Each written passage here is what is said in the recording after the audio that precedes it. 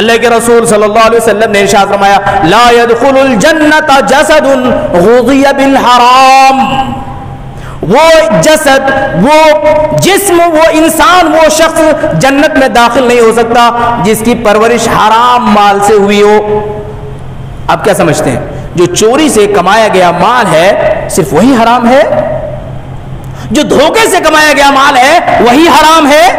جو سود کے ذریعے سے کمایا گیا مال ہے وہی حرام ہے؟ زکوٰۃ مال میں سے الگ نہ کرنا، یہ زکوٰۃ کا مال جو ہم نے اپنے مال میں شامل رکھا ہوا ہے یہ بھی حرام ہے، یہ بھی حرام ہے۔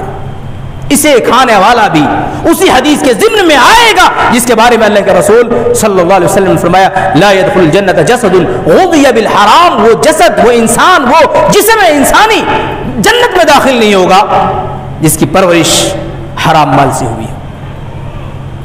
اب وہی مال ہے جس میں سے ہم کھاتے ہیں، ہمارے بچے کھاتے ہیں، ہماری بیوی کھاتی ہے، ہمارے گھر والے کھاتے ہیں، ہمارے والدین کھاتے ہیں، سب کے سب اسی مال میں سے کھاتے ہیں۔ اس کا مطلب ہم نے سب کے انجام کو کتنا اندھیرے میں رکھا ہے اور کتنا خطرے میں رکھا ہے، ذرا سوچئے اور اس کا محاسبہ کیجئے، ذرا سوچئے اور محاسبہ کیجئے۔